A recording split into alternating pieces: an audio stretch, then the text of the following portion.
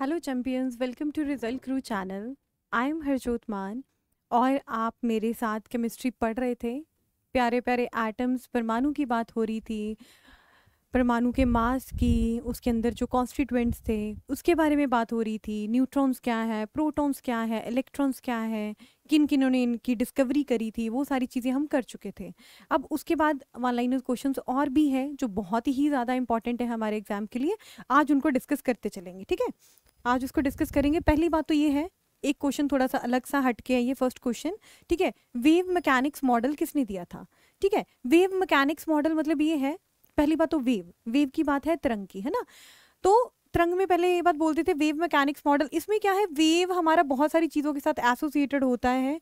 जैसे मान लो आप इलेक्ट्रॉन्स की बात कर रहे हो, ठीक है, बहुत सारे पार्टिकल्स हमारे वेव फॉर्म में जा रहे होते हैं, है ना।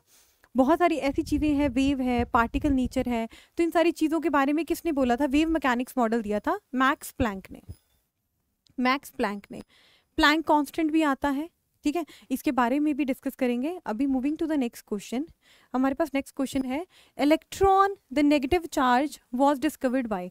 पहली बात तो मैंने आपको पिछली क्लास में ये बात बताई थी, जो हमारे इलेक्ट्रॉन्स है वो नेगेटिवली चार्ज्ड पार्टिकल है और इनके ऊपर आवेश नेगेटिव है, उसका आवेश है 6 पॉइंट इंटू 10⁻⁻19 कूलम, ठीक है। ये चार्ज था, इसके ऊपर नेगेटिव चार्ज था। और दूसरी बात हमने ये डिस्कस करी थी, जो प्रोटॉन है उसके ऊपर पॉजिटिव आवेश है। आवेश पॉजिटिव या नेगेटिव होने का मतलब ये नहीं है कि आवेश कम है या ज़्यादा है। इसका मतलब ये है कि आपका जो प्रोटॉन है उसके ऊपर पॉजिटिव चार्ज है 1 पॉइंट इंटू 10⁻⁻19 कूलम, ओके। अब जो इलेक्ट्रॉन की डिस्कवरी, ठीक है, किसने करी थी, हु डिस्कवर्ड इट, तो ये है हमारा J Thomson sir, okay, that was J Thomson. तो आपको ये चीज़ याद रखनी है, राइट। अब moving to the next slide, क्या है, जो हमारे प्रोटॉन है, जो पॉजिटिव चार्ज्ड पार्टिकल है, इसको डिस्कवर किसने करा था, प्रोटॉन ने। अच्छा, पहली बात तो ये है, हमने बात करी थी परमाणु की। परमाणु को हमने अटूट बोला था, जो टूट नहीं सकता। परमाणु को हमने ये चीज़ बोली थी कि जो टूट नहीं सकता, आगे हम अटूट, ठीक है, आगे टूट नहीं सकता। बट वो भी चीज़ हमारी गलत निकली थी।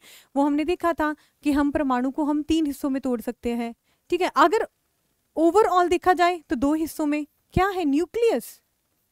एक तो हमारे पास न्यूक्लियस था और दूसरा था हमारे पास इलेक्ट्रॉन्स।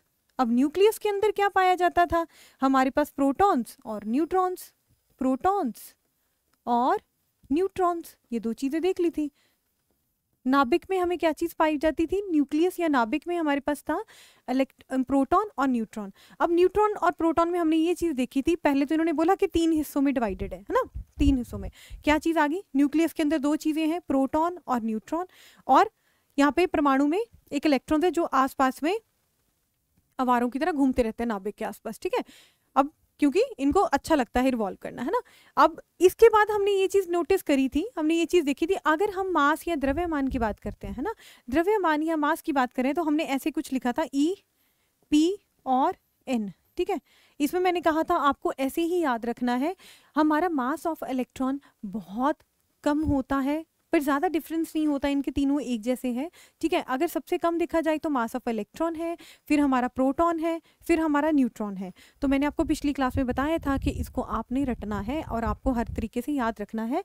बस आपको ये याद रखना है EPN, ठीक है। अब दूसरी बात मैंने कही थी, आपको मास या द्रव्यमान की बात हो रही थी, तो आपने अगर इलेक्ट्रॉन को देख रहे हो, अगर आप इलेक्ट्रॉन को देख रहे हो, तो इसका मास था हमारे पास 9.1 इंटू 10⁻31 kg, ठीक है, 10⁻31 था। अगर मैं प्रोटॉन और न्यूट्रॉन की बात करूं, तो हमारे प्रोटॉन का था 1.627 इंटू 10⁻27 kg। अगर 27 kg की बात हो रही है, ठीक है, इसका मतलब ये ज़्यादा फर्क नहीं है इनके बीच में, ठीक है, ज़्यादा फर्क नहीं है। अगर प्रोटॉन की बात करी जाए 1.627 इंटू 10⁻27 kg, और अगर मैं न्यूट्रॉन की बात करी हूँ, तो ये हमारा मास था न्यूट्रॉन का, हमारे पास मास था न्यूट्रॉन का, कौन सा मास था हमारे पास, ये था 1.675। ज़्यादा फर्क नहीं है प्रोटॉन और न्यूट्रॉन के मास में, ज़्यादा फर्क नहीं है। और दूसरी बात मैंने कहा था, अगर आपको कभी याद रखना हो तो आपको हमेशा ये चीज़ याद रखना है, जो हमारा नाभिक होता है, ठीक है, जो न्यूक्लियस होता है, उसका मास बहुत ज़्यादा, उसका द्रव्यमान इलेक्ट्रॉन से कंपैरिजन ज़्यादा होता है, ठीक है। दूसरी बात हमने ये चीज़ देखी थी, जो हमारा इलेक्ट्रॉन है और जो हमारा प्रोटॉन है, उनके नंबर बिल्कुल सेम होते हैं, उनके नंबर बिल्कुल, जितना देखो न्यूक्लियस जो परमाणु है वो न्यूट्रल होता है, वो न्यूट्रल होता है, उसके ऊपर कोई चार्ज नहीं होता, कोई आवेश नहीं होता, उसके ऊपर कोई आवेश ना होने का मतलब ये है, सीधी सीधी बात है कि जो हमारे जितने इलेक्ट्रॉन्स हैं उतने ही हमारे प्रोटॉन्स हैं। अब बात करते हैं न्यूट्रॉन, नो चार्ज, ठीक है। न्यूट्रॉन को किसने डिस्कवर करा था, ठीक है। आपको ये पिक्चर इस वजह से दी गई है ताकि आपको याद रहे, ठीक है, आप थोड़ा चीज को लिंक कर पाओ, ठीक है। न्यूट्रॉन और no charge was discovered by James Chadwick, ठीक है। किन्होंने न्यूट्रॉन की डिस्कवरी करी थी? जेम्स चैडविक सर ने, ओके। अब मूव करते हैं नेक्स्ट क्वेश्चन में।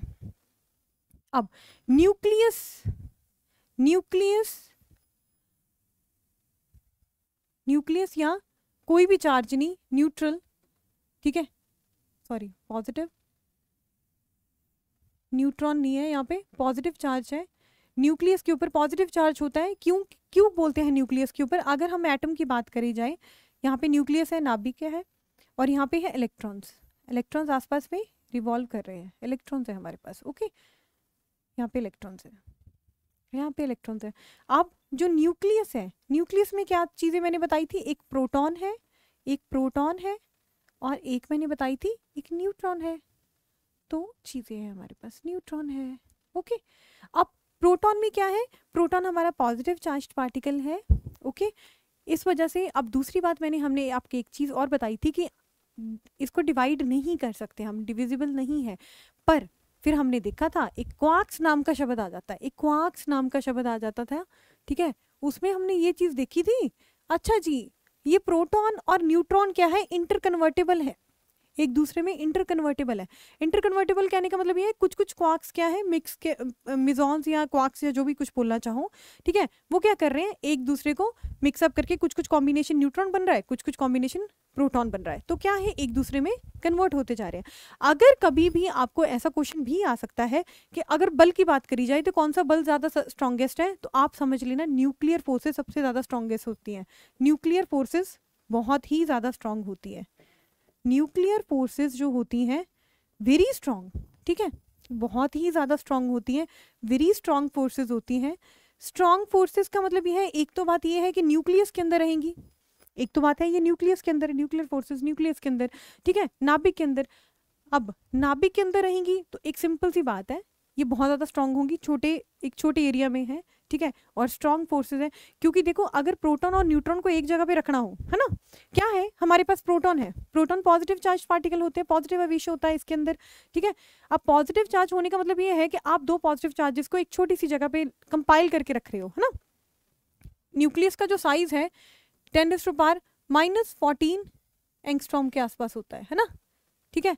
अब इतना होना और फिर भी इतनी छोटी सी जगह पे आप इसको कंपाइल करके रख रहे हो ना, अगर कंपाइल करके रख रहे हो तो इसका मतलब है कुछ ना कुछ तो होना चाहिए ना, कुछ ना कुछ तो चीज़ थी जो इनके बीच में काम कर रही है, तो वहाँ पे आप समझ लें न्यूक्लियर फोर्सेस है। और न्यूक्लियर फोर्सेस क्यों क्रिएट हो रही हैं? क्योंकि आप उनके बीच में पार्टिकल्स या उनको एक्सचेंज करते जा रहे हो, कुछ एक्सचेंज हुए न्यूट्रॉन बने, कुछ एक्सचेंज करके प्रोटॉन बने, तो ये चीज़ आपको याद रखनी है ना। अब क्या है न्यूक्लियस, है ना, न्यूक्लियस को किसने बताया था? रदरफोर्ड सर ने। अब रदरफोर्ड सर के बारे में थोड़ा सा डिस्कस कर लेते हैं, ठीक है, हल्का सा डिस्कस कर लेते हैं, ज़्यादा नहीं, बट इसके बीच में काफ़ी सारे क्वेश्चंस आएंगे, आगे भी क्वेश्चंस आएंगे इनके, बट आप रिपीट करते जाओगे। अब रदरफोर्ड सर ने क्या करा था, पहले एटॉमिक स्ट्रक्चर की बात कर लेते हैं, ठीक है। पहले एटॉमिक स्ट्रक्चर में 4 मॉडल दिए गए, ठीक है। अगर मैं एटॉमिक स्ट्रक्चर की बात करूँ यहाँ पे, अगर मैं एटॉमिक स्ट्रक्चर की बात करूँ, if I am talking about atomic structure, atomic structure की बात करी जाए, स्ट्रक्चर की बात करी जाए तो पहली बात आपको ये चीज़ याद रखनी है, एटॉमिक स्ट्रक्चर के 4 मॉडल्स दिए गए, ओके, 4 मॉडल्स दिए गए, ठीक है, 4 मॉडल्स दिए गए। अब इन मॉडल्स का क्या था क्या करते थे साइंटिस्ट, जिस हिसाब से मॉडल्स आ रहे हैं, ठीक है, जिस हिसाब से वो देखते थे चीज़ों को, जिस अकॉर्डिंग देखते थे, ठीक है, उसके अकॉर्डिंग ये चीज़ें मॉडल्स बनते गए। पहले क्या था, जैसे पहले जे थॉमसन मॉडल आया है ना, अब उन्होंने क्या, उन्होंने खरबूजे का एग्जाम्पल लिया, क्योंकि वो क्या करते थे, चीज़ों को देखते थे और रियल लाइफ के साथ उसको कोलिंक करते थे, लिंक करते थे, मतलब हाँ आसपास की चीज़ें हैं, कौन सी चीज़ इसका बिहेवियर शो कर रही है ना, तो जे थॉमसन मॉडल में ये था। अब दूसरी था हमारा रदरफोर्ड सर का, ठीक है, मॉडल।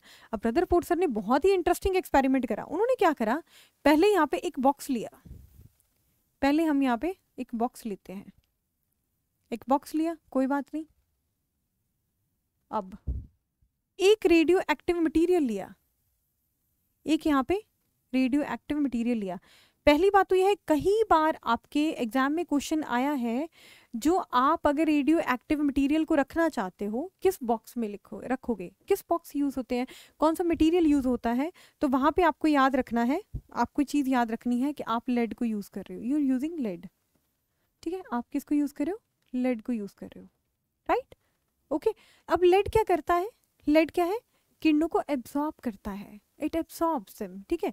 अब रेडियो एक्टिव मटीरियल है, तो मतलब ये है कुछ ना कुछ किरणें बाहर निकल रही है ना।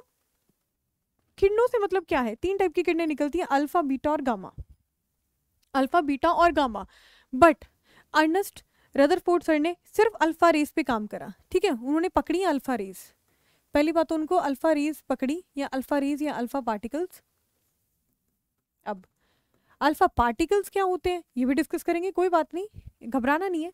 पहली बात तो क्या है, मैंने लेड का बॉक्स लिया, लेड के बॉक्स के अंदर मैंने लिखा रेडियम, अच्छा लिया क्या था इन्होंने, रेडियम लिया, चलो रेडियम लिया।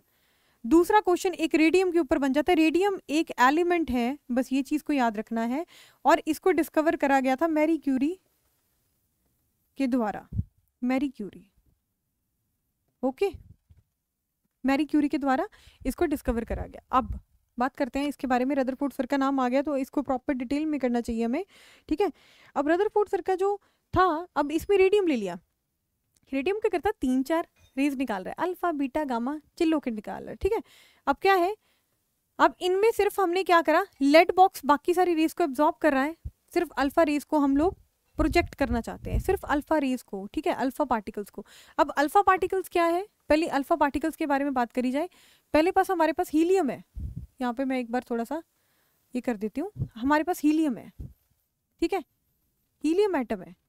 हीलियम एटम को ऐसे लिखते हैं हम, He2 4। अब 2 और 4 क्या है ये भी देखना है, ठीक है।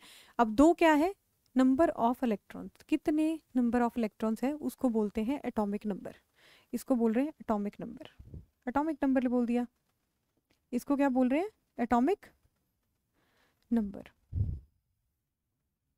ओके। ये है नंबर ऑफ इलेक्ट्रॉन्स, इलेक्ट्रॉन्स की कितनी संख्या है उसको क्या बोलते हैं, एटॉमिक नंबर बोलते हैं। अब बात करते हैं 4 की, ठीक है। अब इसको बोलते हैं मास नंबर, 4 को क्या बोल रहे हैं हम, मास नंबर बोलते हैं। और मास नंबर का मतलब ये है कि नंबर ऑफ प्रोटॉन और न्यूट्रॉन को प्लस करके आप डाल रहे हो, ठीक है। नंबर ऑफ इलेक्ट्रॉन्स और नंबर ऑफ प्रोटॉन्स को प्लस करके जो आ रहा है, number of protons plus number of neutrons, neutrons मतलब न्यूट्रल, राइट, न्यूट्रॉन पार्टिकल्स, ये हमारा बन रहा है मास नंबर। और कई बार हमारे एग्जाम में क्वेश्चंस आते हैं तो आपको ये चीज़ याद रखनी है, कुछ नहीं है, इतना कॉम्प्लिकेटेड नहीं है। पहली बात तो ये है कि जो नीचे पैर में है उसको बोलते हैं एटॉमिक नंबर, सीधी सी बात है, इलेक्ट्रॉन्स छोटे हैं तो आप इसको ये याद रख लेना, एटॉमिक नंबर आपका नंबर ऑफ इलेक्ट्रॉन्स के इक्वल है, ठीक है, अगर आप न्यूट्रल एटम की बात कर रहे हो, राइट। उसके बाद है हमारे पास 4 जो था यहाँ पे ऊपर की तरफ लिख रहे हैं, इसको बोलते हैं मास नंबर, ठीक है, इसको बोलते हैं मास नंबर। और मास नंबर में क्या है, कितनी संख्या है आपकी प्रोटॉन्स की और न्यूट्रॉन्स की, इन दोनों को प्लस करके जो बन रहा है वो क्या है हमारे पास, ठीक है, ये है। अब इसमें तो बात कर दी हमने, मैंने क्या करा, मैंने 2 इलेक्ट्रॉन्स को बाहर निकाल दिया, मेरे को इलेक्ट्रॉन्स को बाहर निकालना, मेरा निकालने का मन कर रहा है, तो मेरे पास क्या बचा, मेरे पास अगर 2 इलेक्ट्रॉन्स बाहर निकाल दिए जी, देखो यहाँ पे 2, अभी थोड़ा सा इसमें यहाँ पे हाईलाइट कर देते हैं, यहाँ पे क्या है मेरे पास हीलियम है, मेरे पास हीलियम है, हीलियम में 2 इलेक्ट्रॉन्स है, 2 इलेक्ट्रॉन्स है, 2 प्रोटॉन्स है, 2 न्यूट्रॉन्स है। अब मैंने क्या करा, मैंने इसको बाहर निकाल दिया, चलो जी आ जाओ बाहर, आपको निकालते हैं, ठीक है। इनको बाहर निकाल के मेरे पास क्या बचा, 2 इलेक्ट्रॉन्स तो है ही, पहले इसकी वजह से पॉजिटिव था, न्यूट्रल था, ठीक है, बट अब प्रोटॉन की वजह से क्या रह जाएगा, पॉजिटिव आवेश रह जाएगा। तो क्या बन जाएगा, हीलियम 2 पॉजिटिव। 2 पॉजिटिव क्यों, क्योंकि इसके ऊपर पॉजिटिव आवेश आ जाएगा, क्योंकि आपने 2 इलेक्ट्रॉन्स को बाहर निकाल दिया, न्यूट्रल तो उसको रहने नहीं दिया आपने, ठीक है, न्यूट्रल नहीं रहने दिया तो यही बचेगा ना आपके पास, ठीक है। अब क्या है, अब ये चीज़ था हमारा हीलियम का। पहले आप इसको थोड़ा नोट डाउन कर लीजिए, स्क्रीनशॉट ले सकते हो आप इस चीज़ का, उसके बाद फिर हम इसके बारे में बात करेंगे आगे क्या है।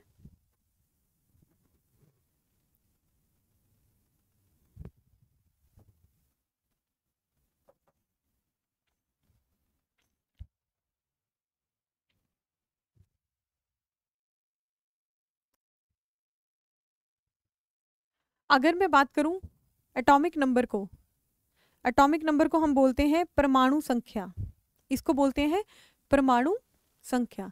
और अगर मास नंबर की बात करी जाए तो ये है द्रव्यमान, परमाणु द्रव्यमान, ठीक है, परमाणु का कितना द्रव्यमान है वो चीज़ आपकी ये चीज़ डिसाइड करती है, ठीक है। अब हीलियम की बात हो गई, अब बात करते हैं नेक्स्ट। अब रदरफोर्ड सर ने क्या करा, पहले तो ये चीज़ इंपॉर्टेंट है कि रदरफोर्ड सर ने क्या करा था, दूसरा मॉडल दिया था जो परमाणु के स्ट्रक्चर को समझने के लिए हमें हेल्प करता है। दूसरी बात क्या था, अब रदरफोर्ड सर ने क्या करा था, एक जिंक बॉक्स, इसमें लेड बॉक्स लिया था। अब कभी भी याद रखना है, जब भी न्यूक्लियर वेस्ट की बात करी जाती है, जब भी न्यूक्लियर वेस्ट की बात होती है, तो आपको ये चीज़ याद रखना है कि अगर कभी न्यूक्लियर वेस्ट को फेंकना हो, अगर न्यूक्लियस फेस को कंपोज करना हो, डिकम्पोज नहीं, sorry decompose is wrong word, अगर आपको कभी उसको डंप करना हो, डंप करने के लिए क्या करोगे आप, या तो समुद्र में आप लेड बॉक्स में उस न्यूक्लियर वेस्ट को डालते हो और समुद्र के कहीं डीप जगह पे जाके आप खुदाई करके उसको बांध देते हो, ठीक है, नीचे रख देते हो।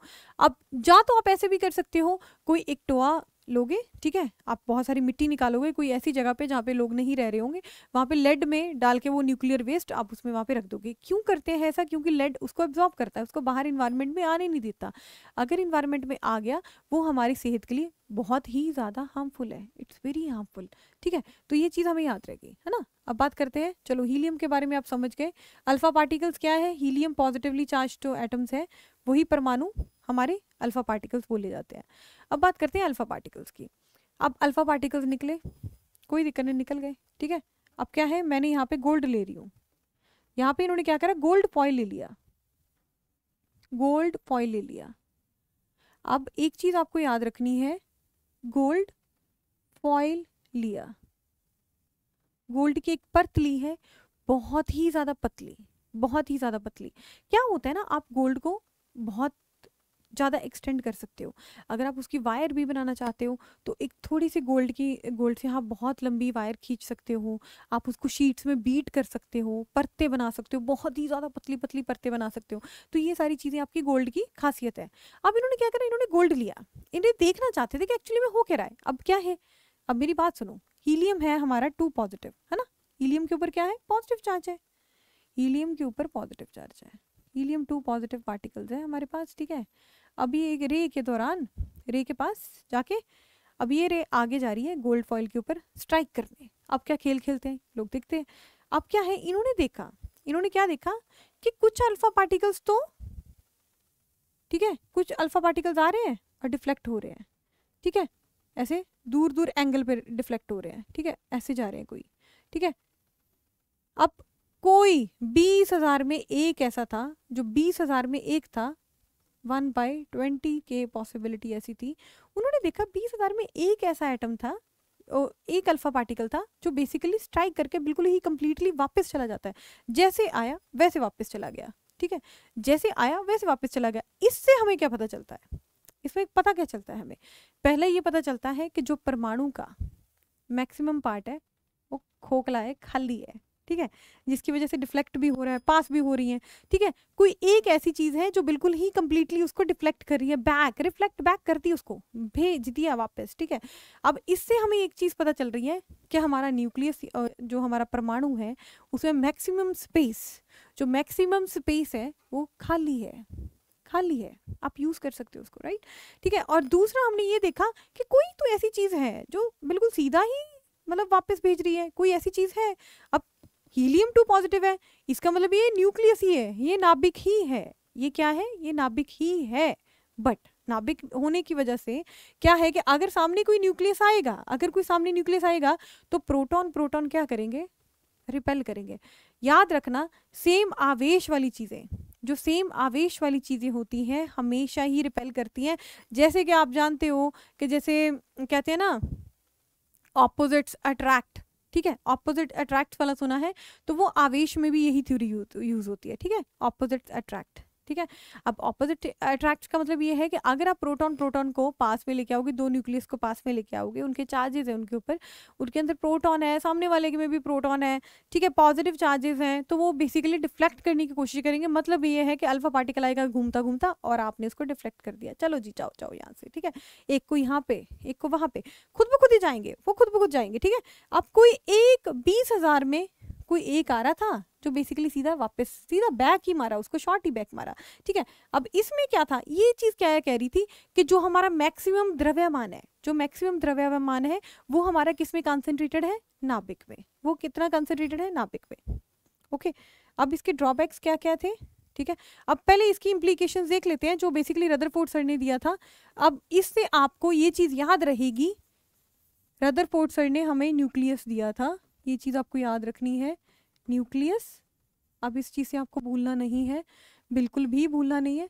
पहला इन्होंने ये बोला कि अल्फा पार्टिकल्स स्कैटर हो रहे थे, they were getting scattered, were scattered mostly, scattered mostly. Okay, अब दूसरा क्या था, अल्फा पार्टिकल्स क्या है, दूसरी बात ये है कुछ कंसंट्रेटेड मास है, परमाणु में एक कंसंट्रेटेड मास है, ठीक है, उसको क्या बोलते हैं, न्यूक्लियस या नाभिक, न्यूक्लियस या नाभिक। ओके, अब इसमें क्या है कि कंसंट्रेटेड मास है। और तीसरा पॉइंट हमारे पास क्या था कि हमारे पास मैक्सिमम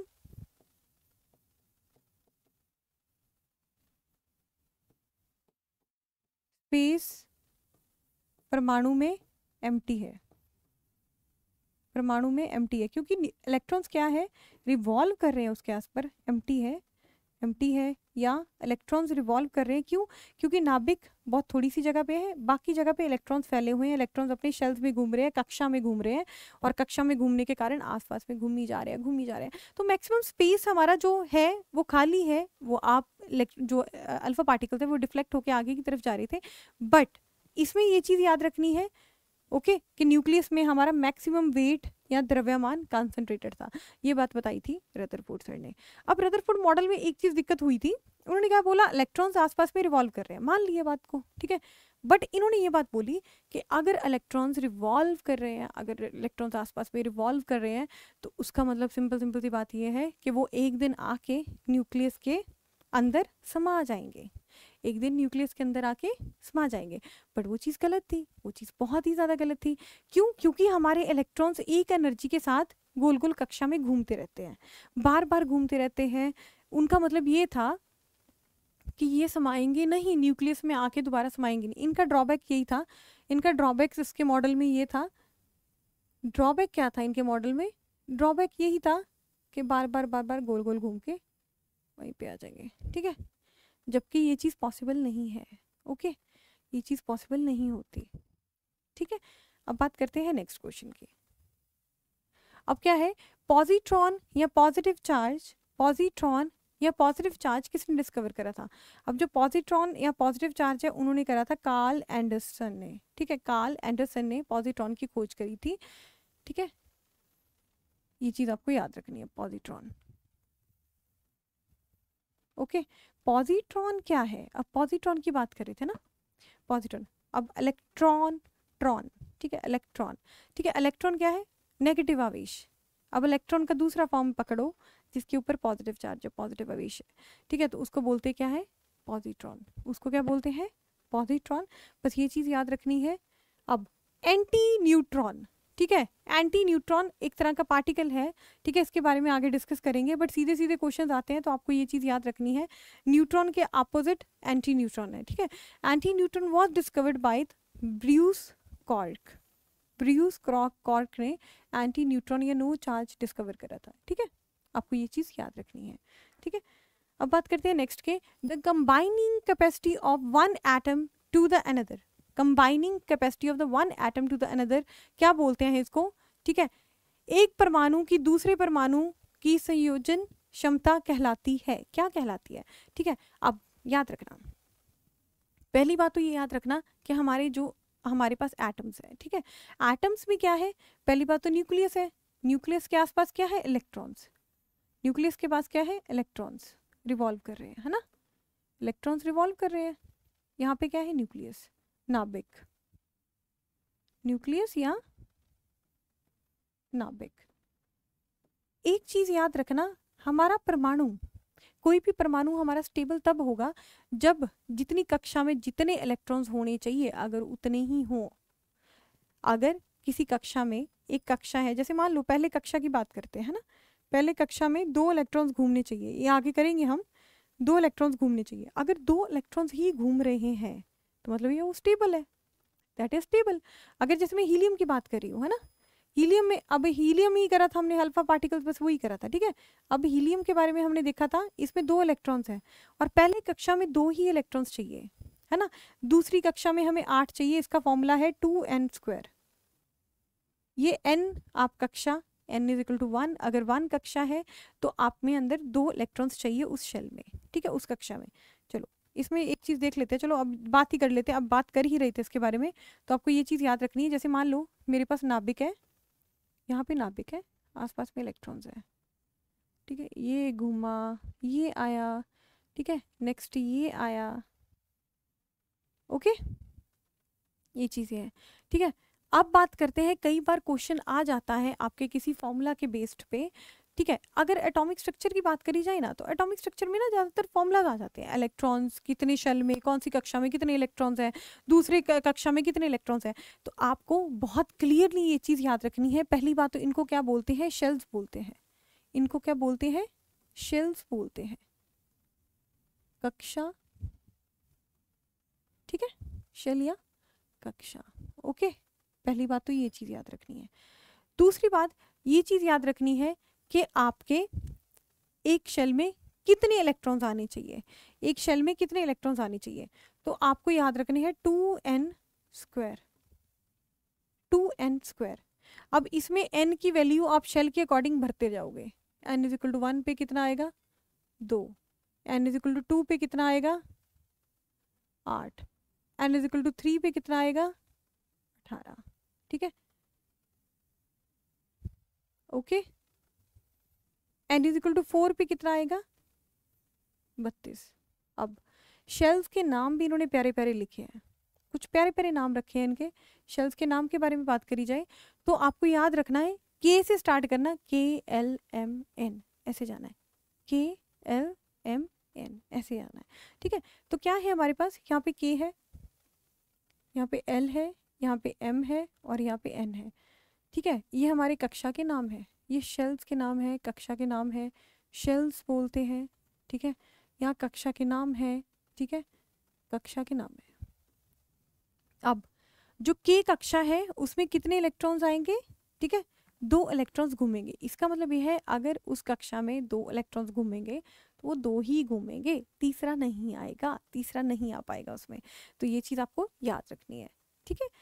अब इसमें क्या है, इसका मतलब यह है इसमें 2 इलेक्ट्रॉन्स ही घूमेंगे, K कक्षा में 2 इलेक्ट्रॉन्स घूमेंगे, K की बात यहाँ पे कर लेते हैं, तो K यहाँ पे है, ये देखो KLM, ठीक है, N, राइट, ठीक है। अब इसकी बात हो रही है, अब आपको ये चीज़ याद रखना है कि K कक्षा में अगर 2 इलेक्ट्रॉन्स घूम रहे हैं तो 2 ही इलेक्ट्रॉन्स घूमेंगे, ओके जी, कोई डाउट इसमें, ठीक है, आप मेरे को डाउट्स पूछ सकते हो, आप कमेंट्स कर सकते हो, ठीक है, एंड आप टेलीग्राम चैनल ज्वाइन कर सकते हो। और दूसरी बात ये चीज़ याद रखना कि अगर K कक्षा की बात हो रही है, K शेल की बात हो रही है, तो 2 ही इलेक्ट्रॉन्स होंगे, 2 इलेक्ट्रॉन्स की बात हो रही है, ठीक है। अगर मैं एल कक्षा की बात करूं, अगर मैं एल कक्षा की बात करूं तो इसके ऊपर कितना है, कितने इलेक्ट्रॉन्स, 8 इलेक्ट्रॉन समा सकते हैं। इसके बाद कक्षक की भी बात होगी, कक्षक की भी बात होगी, तो उसके बारे में भी डिस्कस करेंगे, ठीक है, उसके बारे में भी इशू जो क्रिएट होगा वो देखेंगे, ठीक है। और एम की बात करी जाए, अगर एम में कितने आएंगे, 18, ओके, इसमें कितने आएंगे, 32, 2 इलेक्ट्रॉन्स, इलेक्ट्रॉन्स, इलेक्ट्रॉन्स, इलेक्ट्रॉन्स, ठीक है। अभी आप इसको एक बार देख लो, ठीक है, इसमें कोई भी चीज़ है आप एक बार समझ लो, इसमें लिखा क्या है, क्या कहना चाहते हैं ये, आप एक बार देखो।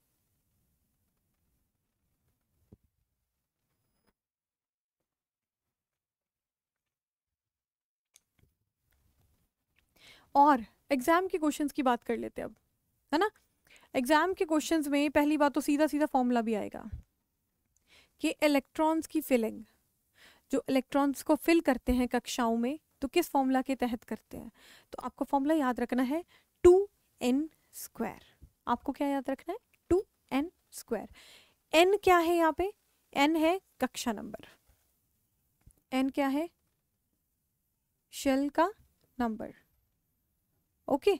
अगर मैं पहले शेल की बात करूं तो उसको नाम क्या दिया गया है, अगर हम पहले शेल की बात करी जाए तो उसको के नाम दिया गया है। अगर मैं n इजिकल टू 1 शेल की बात करूं तो उसको के नाम दिया गया है। n इजिकल टू 2 शेल की बात करूं तो l नाम दिया गया है। n इजिकल टू 3 बात करूं तो m नाम दिया गया है। n इजिकल टू 4 की बात करूं तो n नाम दिया है, ठीक है। आपको ये चीज़ याद रखनी है, जो चीज़ें इंपॉर्टेंट है, जो सीधे सीधे क्वेश्चंस आते हैं, बस इसके अलावा कोई क्वेश्चन इसके ऊपर नहीं बनता, ठीक है। एक में ही सारी चीज़ें हो जाएंगी हमारी, राइट। अब बात करते हैं नेक्स्ट की, अब बात करते हैं atom is bigger than it's nucleus bye 10⁵ times. अब बात करते हैं, मैंने बताया था आपको कि जो नाभिक है, जो न्यूक्लियस है वो बहुत छोटा है, दैट इज वेरी स्मॉल, ठीक है। बट जो हमारा एटम है, जो नाभिक है वो बहुत छोटा है, ठीक है, बहुत कंसंट्रेटेड मास है, उसके आसपास में इलेक्ट्रॉन्स घूम रहे होते हैं, ठीक है, उसके आसपास में इलेक्ट्रॉन्स घूम रहे होते हैं। और आपको याद है ये चीज़ पूरे को कंप्लीट हम परमाणु बोलते हैं, है ना, कंप्लीट को परमाणु बोलते हैं।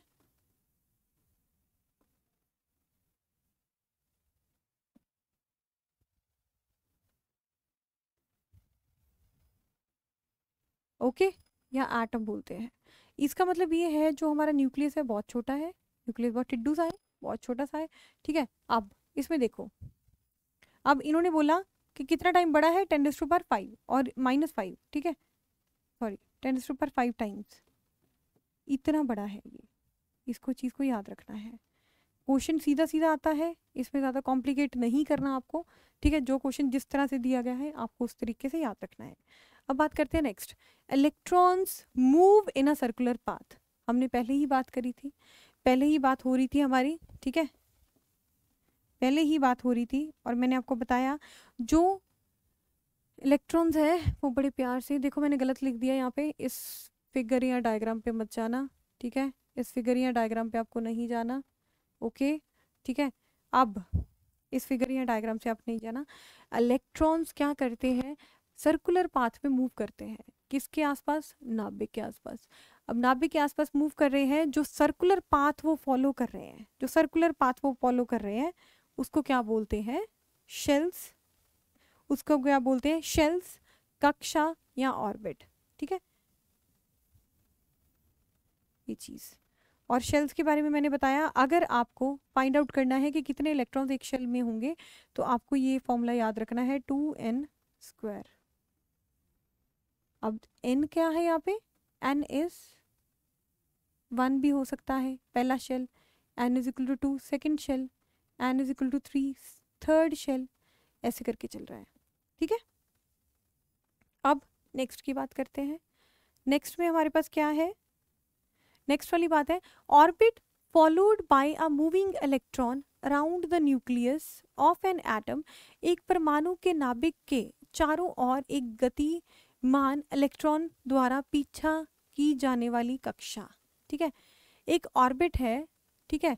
ऑर्बिट मतलब पाथ, जो फॉलो कर रहा है हमारा इलेक्ट्रॉन, ऑर्बिट है पाथ, ठीक है, ये न्यूक्लियस है। फिर वही बात क्वेश्चन, फिर दोबारा भी एक क्वेश्चन को कितनी बार पूछ चुके हैं लैंग्वेज चेंज करके, आपको क्या करना है, लैंग्वेज पकड़नी है उसकी, ठीक है। अब क्या है इसमें, फिर वही बात, शेल, बात खत्म, ठीक है। अब बात करते हैं the maximum number of electrons in a shell, फिर वही क्वेश्चन आ गया, ठीक है। रदरफोर्ड सर का मॉडल हमने कर ही रखा है, बट जब एटॉमिक स्ट्रक्चर की बात करी जाएगी तो एटॉमिक स्ट्रक्चर में 4 मॉडल फिर से दोबारा पढ़ेंगे, ठीक है। जे थॉमसन मॉडल क्या होता है, ठीक है, रदरफोर्ड मॉडल क्या है, ठीक है, सैमुअल फोर्ड मॉडल है, ठीक है। सारी चीज़ें मॉडल के बारे में हम एक बार डिस्कस करेंगे फिर से, ठीक है। पहले मुझे ये बताओ, the maximum number of electrons in a shell, कितने मैक्सिमम इलेक्ट्रॉन्स आ सकते हैं एक शेल में, ठीक है। एक कक्षा में कितने इलेक्ट्रॉन्स आ सकते हैं, कितना मैक्सिमम इलेक्ट्रॉन्स आ सकते हैं, तो आपको याद रखना है 2n², 2n²। मैंने आपको बताया था अगर n1 है तो उसको आप बोलोगे k शेल, अगर आप n2 है तो आपको बोलोगे l, n=3 शेल है तो m, n=4 है तो n। और मैंने बताया था इस फॉर्मूले से आपको n की वैल्यू पुट करते जाओगे, n=1 पुट करा तो कितना आएगा, देखो 2 × 1 2, ठीक है। इसमें क्या आएगा 2 × 2 का स्क्वायर मतलब 8। अब इसमें क्या आएगा 2 × 3 का स्क्वायर 18 और 2 × 4 का स्क्वायर 32, राइट, 16 × 2 32। तो आपको ऐसे ही इस चीज़ को याद रखना है, इसमें कोई कंफ्यूजन, मैं आपके लिए फिर से दोबारा यहाँ पे लिख रही हूँ, ठीक है। आपको ये चीज़ें याद रखनी है, बहुत सारे इंपॉर्टेंट क्वेश्चंस बनते हैं इसमें। Which gas is most abundant in atmosphere, ठीक है। अब बात करते हैं मोस्ट अबंडेंट कौन सी गैस है, नाइट्रोजन, ठीक है। और अगर आपको कभी पूछा गया कि कितनी % पाई जाती है तो आपको याद रखना है 78%, 78%। अच्छा, कभी आपको छोटे होते मम्मी जैसे अंगीठी बालते थे, या बेसिकली हाथ सेकने के लिए हम लोग छोटी छोटी अंगीठियाँ रखते थे अपने रूम के अंदर, राइट, तो उसके अंदर कोल होता था, कोले को हम जलाते थे और हाथ सेकते थे। और कभी ये बात बोली जाती थी कि आप ना कभी रूम बंद करके और उसको जला के नहीं सोओगे। रीज़न क्या था, जब कार्बन बर्न होता था ना तो कार्बन मोनोऑक्साइड, एक कार्बन मोनोऑक्साइड है एक, ठीक है, कार्बन मोनोऑक्साइड है, एक गैस है कार्बन मोनोऑक्साइड। अब ये बड़ी खतरनाक है, इसके ये बहुत ही ज़्यादा खतरनाक है, ठीक है।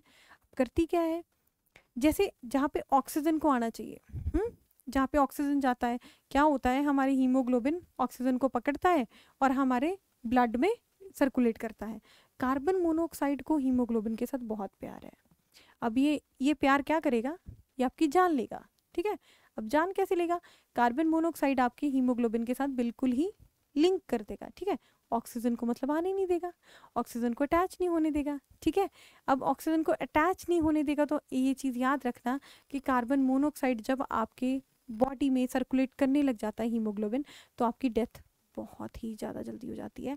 तो आप मतलब मर सकते हो और मर भी जाते हो अगर आपका टाइम से आपको ऑक्सीजन नहीं मिली तो, ठीक है। अगर आपको टाइम से ऑक्सीजन नहीं मिली तो आपके अगले जहान में जाने के चांसेस बढ़ जाते हैं। अब बात करते हैं next, what is a permanent element of atmosphere, ठीक है।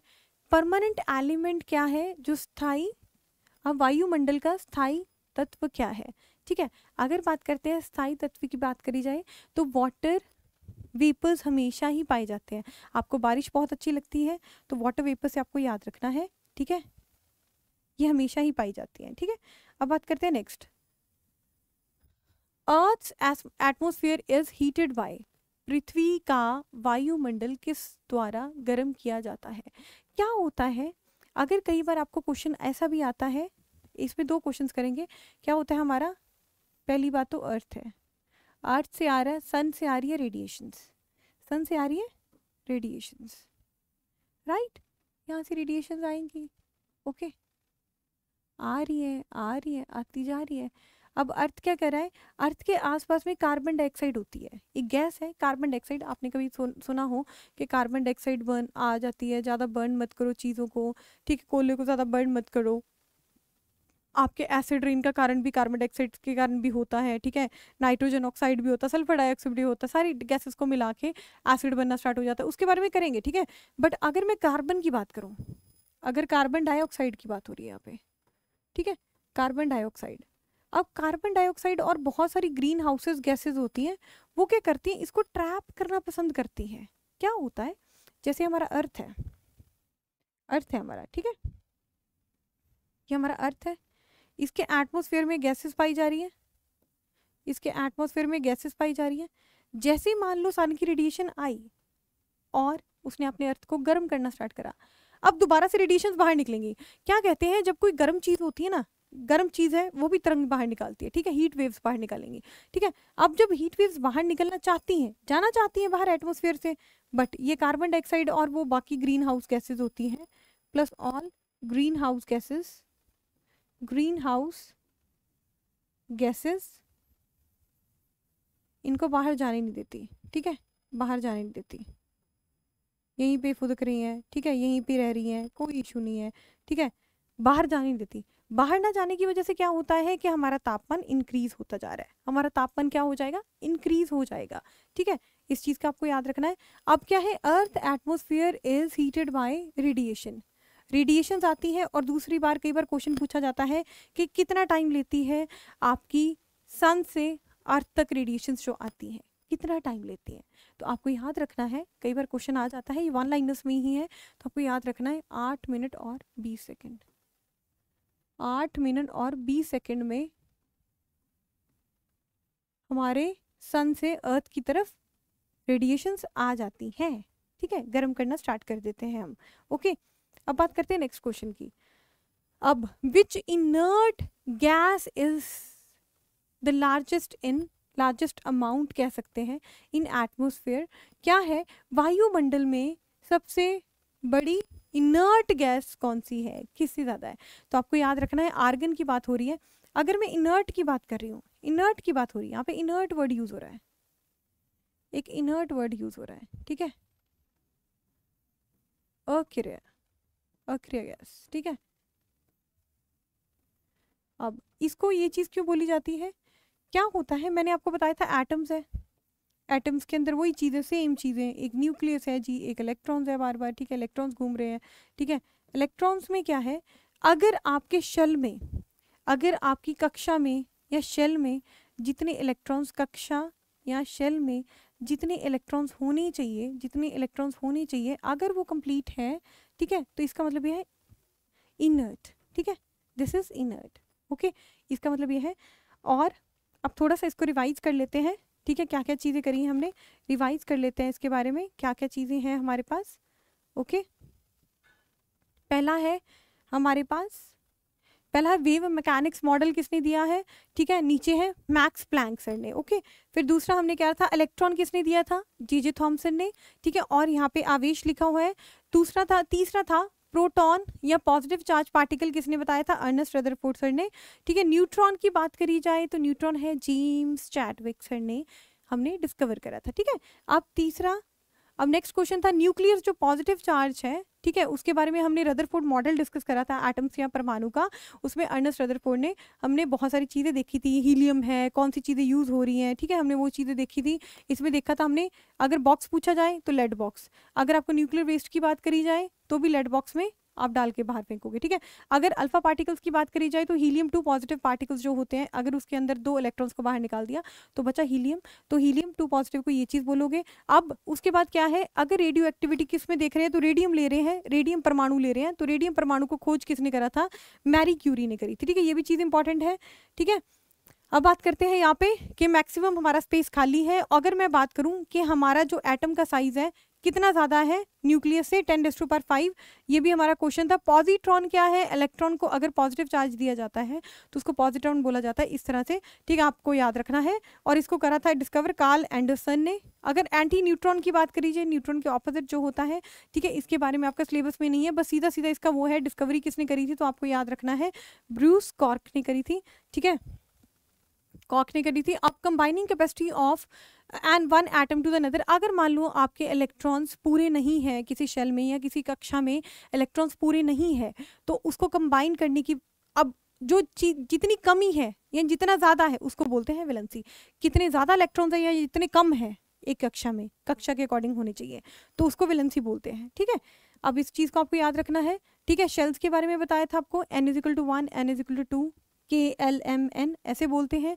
कितने इलेक्ट्रॉन्स आ रहे हैं इस चीज़ के बारे में बताया था।